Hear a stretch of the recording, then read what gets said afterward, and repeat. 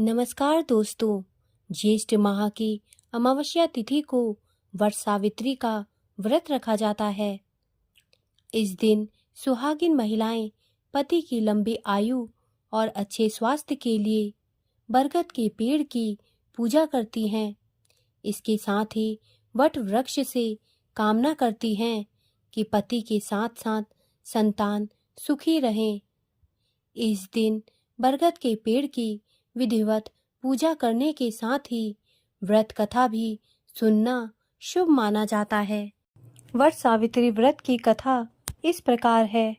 पौराणिक कथा के अनुसार भद्र देश के एक राजा थे जिनका नाम अश्वपति था।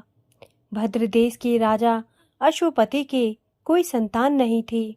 उन्होंने संतान की प्राप्ति के लिए मंत्रोच्चारण के साथ प्रतिदिन 1,00,000 आहुतियां दी। 18 वर्ष तक यह क्रम जारी रहा। इसके बाद सावित्री देवी ने प्रकट होकर वर दिया कि राजन, तुझे एक तेजस्वी कन्या पैदा होगी। सावित्री देवी की कृपा से जन्म लेने के कारण से कन्या का नाम सावित्री रखा गया। कन्या बड़ी होकर बेहद रूपवान हुई।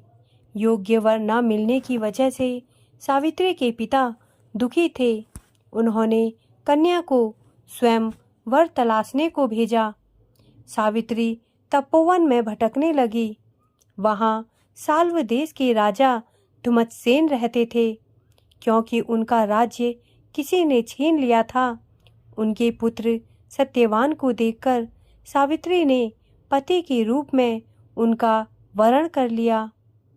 ऋषिराज नारद को जब यह बात पता चली तो वह राजा अश्वपति के पास पहुँचे और कहा कि हे राजन, यह क्या कर रहे हैं आप? सत्यवान गुणवान है, धर्मात्मा है और बलवान भी है, पर उसकी आयु बहुत छोटी है। वह अल्पायु है। 1 वर्ष के बाद ही उसकी मृत्यु हो जाएगी। ऋषिराज नारद की बात सुनकर राजा अश्वपति घोर चिंता में डूब गए। सावित्री ने उनसे कारण पूछा तो राजा ने कहा कि पुत्री, तुमने जिस राजकुमार को अपने वर के रूप में चुना है वह अल्पायु है। तुम्हें किसी और को अपना जीवन साथी बनाना चाहिए। इस पर सावित्री ने कहा कि पिताजी, आर्य कन्याएं अपने पति का एक ही बार वरण करती हैं।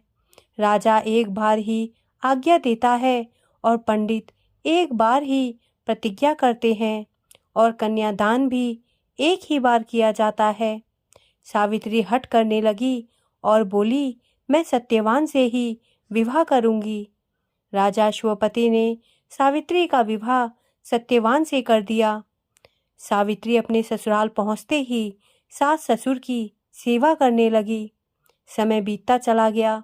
नारद मुनि ने सावित्री को पहले ही सत्यवान की मृत्यु के दिन के बारे में बता दिया था। वह दिन जैसे जैसे करीब आने लगा, सावित्री अधीर होने लगी। उन्होंने 3 दिन पहले से ही उपवास शुरू कर दिया। नारद मुनि द्वारा कथित निश्चित तिथि पर पितरों का पूजन किया। हर दिन की तरह सत्यवान उस दिन भी लकड़ी काटने जंगल चले गए। साथ में सावित्री भी गई। जंगल में पहुंचकर सत्यवान लकड़ी काटने के लिए एक पेड़ पर चढ़ गए। तभी उसके सिर में तेज दर्द होने लगा। दर्द से व्याकुल सत्यवान पेड़ से नीचे उतर गए। सावित्री अपना भविष्य समझ गई।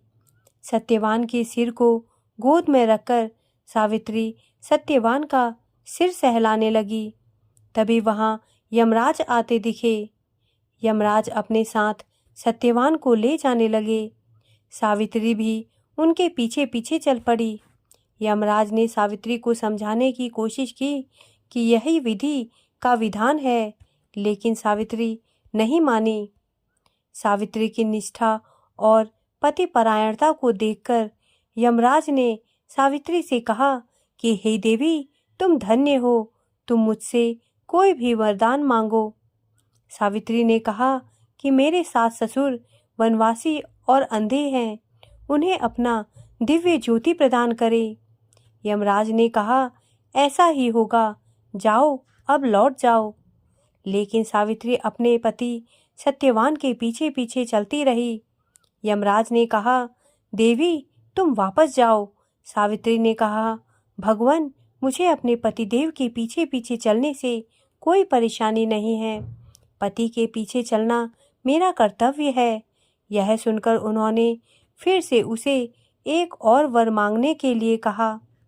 सावित्री बोली, हमारे ससुर का राज्य छिन गया है, उसे पुनः वापस दिला दें। यमराज ने सावित्री को यह वरदान भी दे दिया और कहा, अब तुम लौट जाओ। लेकिन सावित्री पीछे पीछे चलती रही। यमराज ने सावित्री को तीसरा वरदान मांगने को कहा। इस बार सावित्री ने 100 संतानों और सौभाग्य का वरदान मांगा। यमराज ने इसका वरदान भी सावित्री को दे दिया। सावित्री ने यमराज से कहा कि प्रभु, मैं एक पतिव्रता पत्नी हूँ और आपने मुझे पुत्रवती होने का आशीर्वाद दिया है। यह सुनकर यमराज को सत्यवान के प्राण छोड़ने पड़े।